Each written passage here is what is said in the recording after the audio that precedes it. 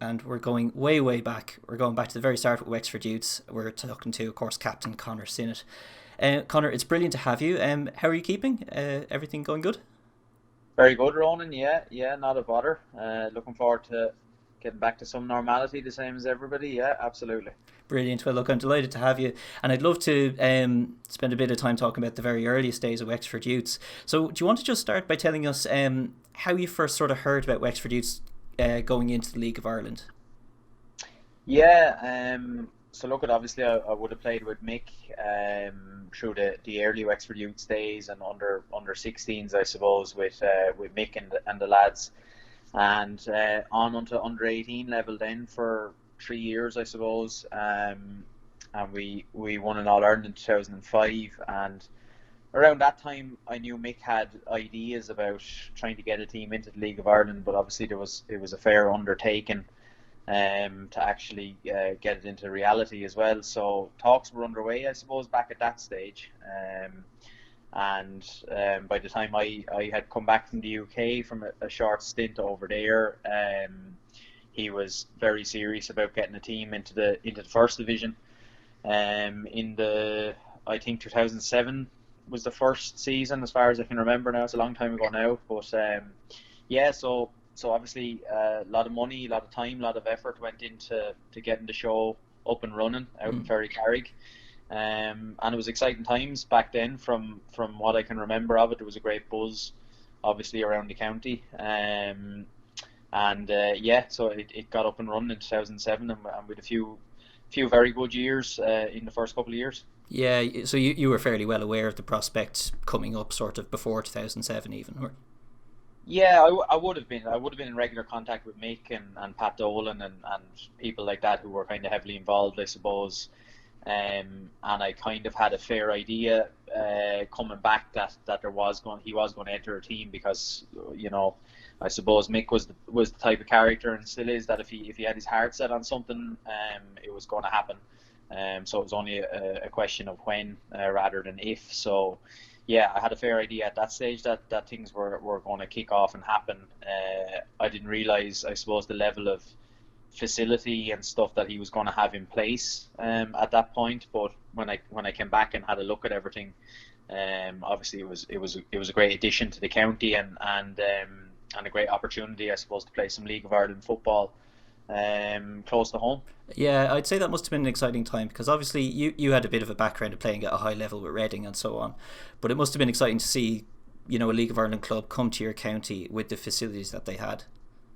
Yeah, for sure. I mean, obviously Wexford in general has had a very strong club scene for going back a lot of years, but the nearest League of Ireland team was always Waterford United, and a lot of Wexford lads had traditionally gone down to play with Waterford, going back to Pappy Sinnott days, and I remember being under 10s and 12s playing with my local club, the All Blacks, and we used to go down and watch Waterford United on a Friday or Saturday night under the lights down there, and it was always a great buzz as a young lad going down and seeing them games, and going on through the years, Eric Bradley, PJ Bamble, there was a lot of guys that kind of went down and made a good impact down in Waterford, and I actually ended up down there myself for a season as well. A very good club and a very traditional club, but the fact that we had something that was going to be brought into our own county, and harnessing, I suppose, the best of the Wexford talent first and foremost that was coming through, the North Ends and Des Moines and the All Blacks and all the good clubs that are in Wexford League football, to have an avenue into League of Ireland where you didn't have to leave your county or go to Dublin or go to Cork or wherever it was. That was going to be a great opportunity for people. So it was very exciting, yeah. I'm sure it was. So we had our first league match then. I think it was March 2007. It was away to Monaghan United. Do you still remember the trip? I do, yeah. I do, and mainly remember it because it was the middle of March and it was snowing up in Monaghan. So in fairness, I found out since that it tends to snow in Monaghan pretty much right through the year, so it probably shouldn't have been a huge shock to us. But yeah, I do actually remember it quite vividly, to be honest. Mick had obviously splashed the cash on a very fancy bus, so we were kind of, we weren't exactly coming in under the radar, I'll put it that way. We were wearing we were wearing a pink kit, and we were going around in a sports a Venga bus, as we used to call it. So yeah, I don't know what people thought of us, to be honest with you, but we were certainly making an impact before there was a ball kicked. But yeah, we travelled up to Monaghan. We didn't really know what was ahead of us, I suppose. Like, I probably had a little bit more experience, I suppose, than the other lads in terms of a bit of League of Ireland and previous clubs and stuff like that. But it was a new experience for all of us in terms of first game for Wexford Youths, first game in the League of Ireland, and we went. I think we went from memory. I think we went a goal down quite early on. Could have even went two down, but we got a free kick, and we got an equaliser at some point or another in the game. We managed to get out there with a point, and it was a good journey back home anyway for the 3.5 hours. Yeah, I want to come back to the jersey and the style of Wexford Youths in those early days. But subsequently, then there was the first home match. Do you remember the occasion of that day? I don't really, to be fair. I actually don't. I couldn't tell you who we even played. Uh, was it Shelburne? I have a No. feeling it was Shelburne. I'm not 100% sure on it either, but I think it was. It could have been. I can't remember. It all kind of '07 and '08 all kind of blend into one now at this stage. So I just remember there being there was huge crowds coming out for that first season in particular. I remember he had to get extended seating over on the far side, and he had the stand obviously on the road side. So yeah, and there was good crowds from memory. I think there was probably 1,500 to 2,000 at a lot of the first games in the first year, which for any First Division League of Ireland team would be a very healthy attendance, even for the bigger clubs. So yeah, they probably got tired of of watching us maybe halfway through the season or so. But look, in fairness, we had some really really decent players. At the time, we were very much trying to find our feet in terms of a style of football and all that end of things. It was hit and miss some days, that's for sure. But at the same time, we had some really good results even in that first year, and I think we finished fifth in the first year, fifth or sixth, something like that. So it was pretty healthy return for given where we were, and we had a small bit of a run in the cup competitions as well. So yeah, all in all, it was a good first season. Yeah, so obviously you were picked as the first Wexford Youths captain. That was probably a pretty easy choice for Mick then at the start. I don't know. I obviously had a very close relationship with Mick for years, and I would have captained the under 18s back in 2005. So yeah, he probably looked at me maybe for that kind of a role. All right. I wouldn't have been a particularly vocal person or anything like that on the pitch. That probably was maybe a little bit later in my career, but not at that stage. It was very much just try put in your as good a performance as you can yourself, and hopefully that'll be enough to kind of encourage people around you. So yeah, it was a nice honour to be captain of the team, and such a big focal point, obviously, of sport in Wexford that year was the Wexford Youths and what was going on out there. So it was great, really. It was all very good memories. I'm sure, yeah. So my biggest memories of a football fan, and something that really just sort of changed me, was the 2008 League Cup run. I wasn't a massive football fan before, but I've been pretty much involved ever since. How big is the Cork away win in the semi-final in your career? How well do you remember it? Yeah, I remember it quite well, actually. I mean, I played in Turner's Cross maybe half a dozen times, and it's somewhere that you just look forward to playing all the time, regardless of. I mean, I've played there with Waterford and with Wexford, with Drogheda, with Pats, and the atmosphere is just electric down there all the time. It really is. Whether you have 100 away fans or whether you have 1,000 away fans, I mean, the home support really get behind them, and it's just a great place to play. And I suppose I'll never forget. I mean, talk about backs to the wall stuff. That was proper backs to the wall for probably 96 or 97 minutes. They hit the post, they hit the crossbar, they missed the penalty, I think they missed the penalty. I don't think it was saved. I think it was missed. I think it was off the post, yeah.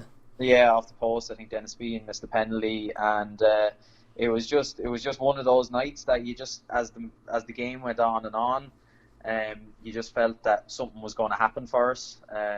Paul Murphy was up front, and he was, even though he was dogged with injury a lot of the season, he was in that kind of form where we knew if we could get a half a chance for him, he probably would put it away. And yeah, we got a break, and I think I slid Gavin Doyle down the right hand side, and he squared it for Murph, and he popped it away, and we just, as I say, we just hung on for dear life. After that, there was no such thing as an attack after that goal went in. It was just 11 men behind the ball. And in fairness to the Cork supporters, they actually applauded us off the pitch. Maybe they were just delighted to see us actually get off the pitch and go home to Wexford. But the reception was great, and I tell you, it was a hell of a bus journey home, to be fair. Unfortunately, that's where the fairy tale ended. But it was a great night. It was super night. Super night for Mick as well, because Mick had a long association with Cork, as well, through sponsorship, and obviously with Kevin being down there as well. So for him, you know, and obviously Big Pat was involved as well. It was great on all fronts, you know. Yeah, I don't say any Wexford Youths fan or player probably remembers the final all that well as a good memory. It was a bit of a lesson maybe, but for the occasion of the day though, like all the extra stands and RT, I remember did a feature of us on MNS. Does that feel like a big moment in your career still? A moment to forget, to be honest with you. I'd love to say otherwise, but the reality of going into a cup final is your sole focus is winning it, and that was my sole focus at the time, and very much the rest of the players. You know, we had fought tooth and nail to get that far. We managed to get a home draw. Now, everybody knew, and I mean, I don't know what Derry were at the time. I think they could have been 1-6 or something to win the final, or something stupid like that, and obviously that proved very accurate at the time. But you know, for us going into the final, it was all about just trying to win it.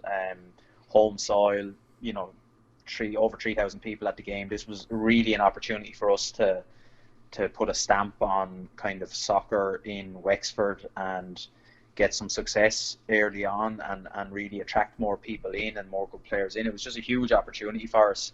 And you know, we just didn't perform. Derry were a very good side. I mean, they had a few internationals in the team, obviously, and they had a really strong outfit. But at the same time, the occasion got to a number of our guys, and you could see that before the game, and it just was a disaster. You know, I mean, you're sitting in the dressing room at halftime and you're 5-1 down. It's a lonely place, and my biggest fear was this could be 10 or 12 here, and it could be the greatest humiliation of all time. So the only good thing I took out of it was that we only conceded one goal in the second half. So talk about trying to find a positive, but yeah. So no, to be fair about it, it was obviously a super occasion in terms of build up and publicity for the club and all at the time. But no, from what happened on the pitch, it just I actually switched on Air Sport during one of the lockdowns that we were in, and I never even switch on Air Sport, but I happened to switch it on one day, and here was the match being rerun on it, and I said, God almighty, so nobody's burnt that file yet. So I actually sat through the first 20 or 30 minutes of it, and we played actually quite okay for the first 25 minutes or so, and we got ourselves back into it with a nice goal, but unfortunately Kevin Deary decided to stick one in the top bin about 30 seconds after we scored, and that was it. Heads dropped, and we collapsed before half time. But look, these things happen. It was men against boys, it was professionals against amateurs, and that's what showed on the day, you know. Yeah, maybe they'll replay the Cork match instead someday. Yeah. So obviously we've mentioned it loads of times, and any conversation about Wexford Youths sort of wouldn't be complete without it, but what can you say about Mick Wallace as a football manager? Because what I always remember is he seemed to be, if nothing else, a brilliant motivator for any team. Yeah, absolutely. You know, I remember from the early days with Mick, I mean, he would have been obviously synonymous with youths and under 18s, under 16s, and he was just great at getting you to, like all good man managers, I suppose, and good characters, that you really wanted to play for him. You really wanted to win for him because you knew how much it meant to him, and you knew how much he was investing into the whole situation and into the group. So yeah, you had that bond with him. You know, we all had that bond with him, I suppose.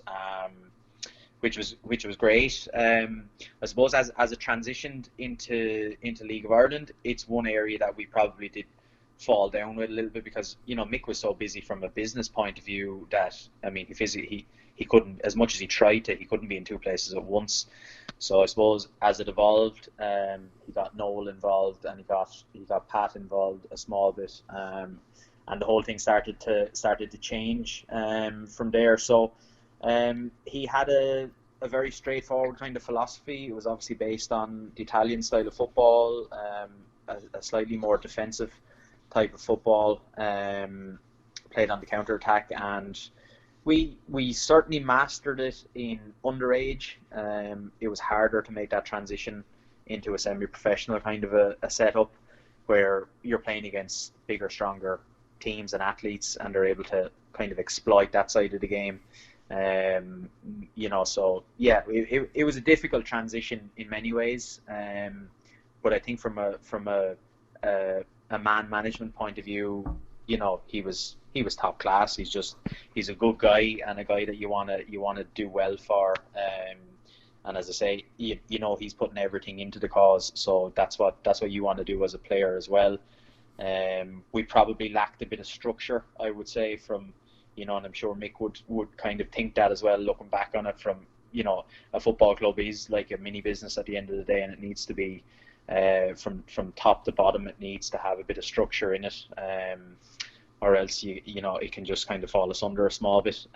So he probably had a bit too much on his own plate, I would say, in those early days. But Ireland was in a very strange place as well, to be fair, with Celtic Tigers, and then a huge recession to follow it as well. So topsy-turvy times, but Mick is, as a manager in general, he got the best out of an awful lot of young Wexford players. Yeah, and then obviously the other thing he brought to Wexford Youths was his style. So Wexford Youths and Wexford SC, we've now worn pink jerseys for I think 14 years, and since then Bows and Rovers have both done it. But back in 2007 or 2008, what did you first think wearing pink on a football pitch? Yeah, I wasn't delighted about it, to be fair. I didn't think so.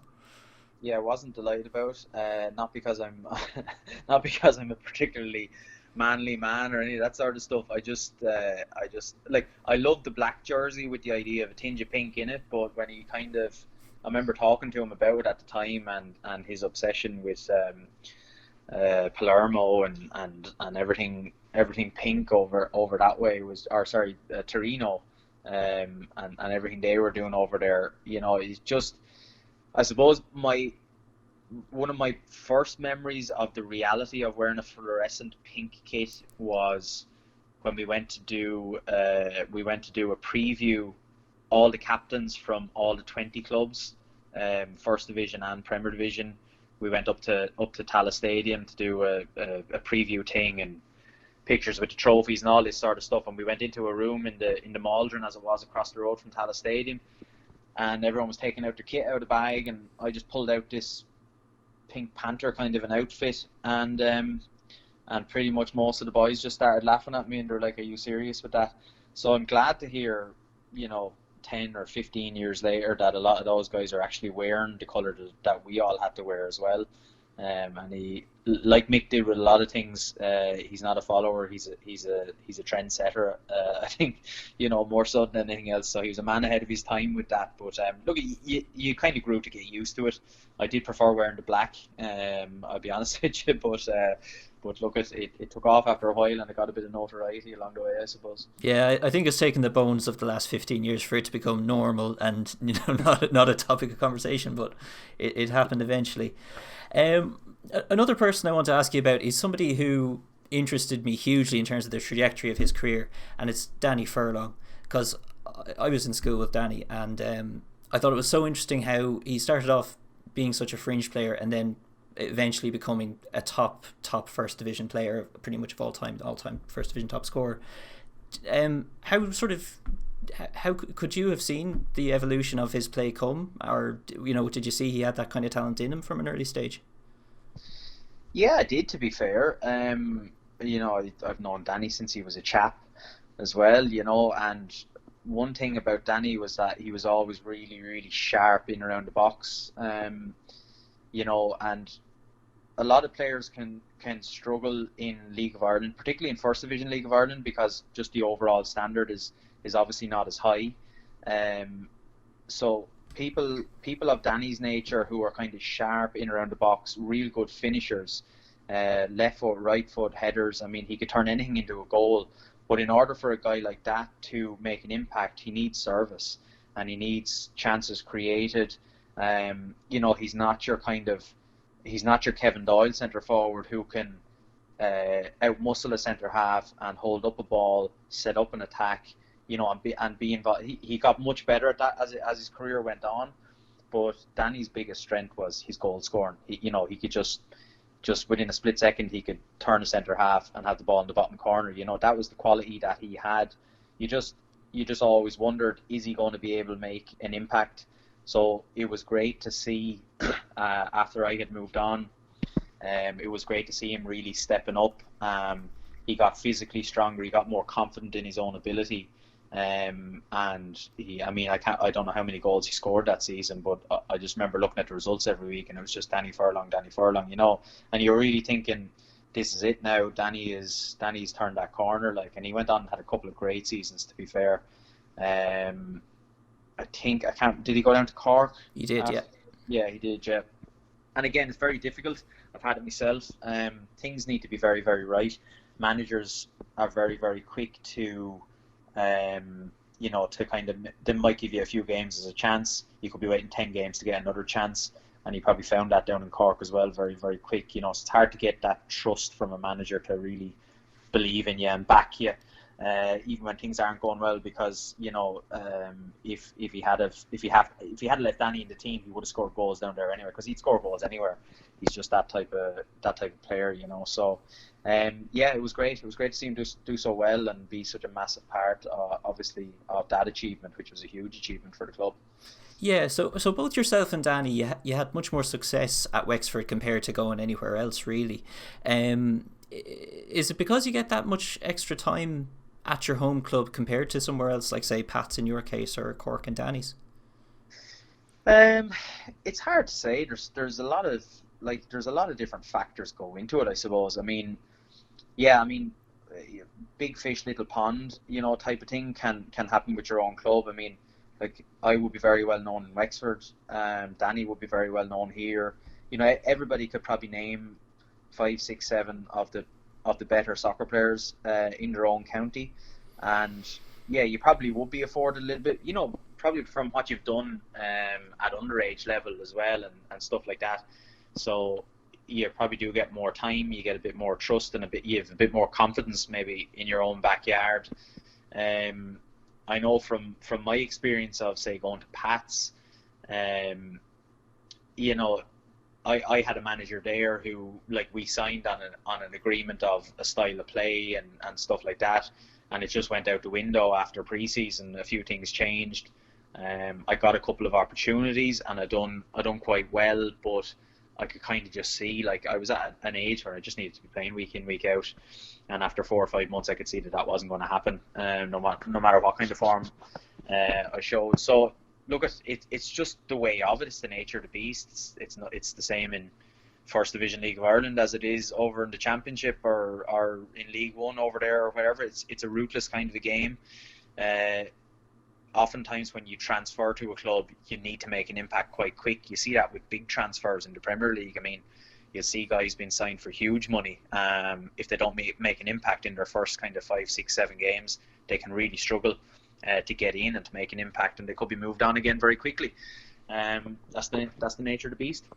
Is that what happened when you went to Reading? Was there a lot of pressure to perform early? Not really, to be honest with you. Reading was a different kind of a situation for me.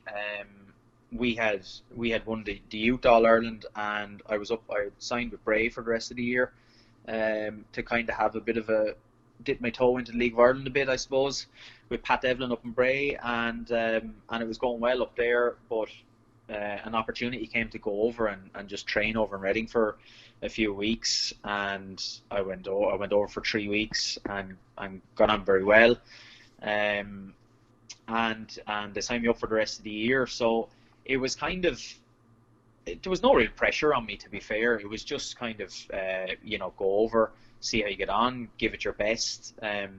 Things went very well. They went very, very well at the start. I picked up quite a bad ankle injury halfway through the season and missed a couple of months. And that same year, obviously, Reading annihilated the championship, won it 106 points or something like that. So they blew it out of the water. They went to the Premier League, and any team going from the championship to the Premier League, it's just a different ball game completely. So, I mean, if I had been there scoring 10 goals, or 10 or 20 goals that season in the reserves, I mean, it could have been the same. It could have been the same story. I mean, there was an influx of new players came in.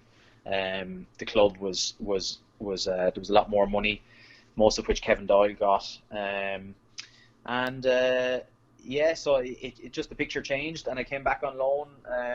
In fairness to Steve Coppell, he didn't let me go.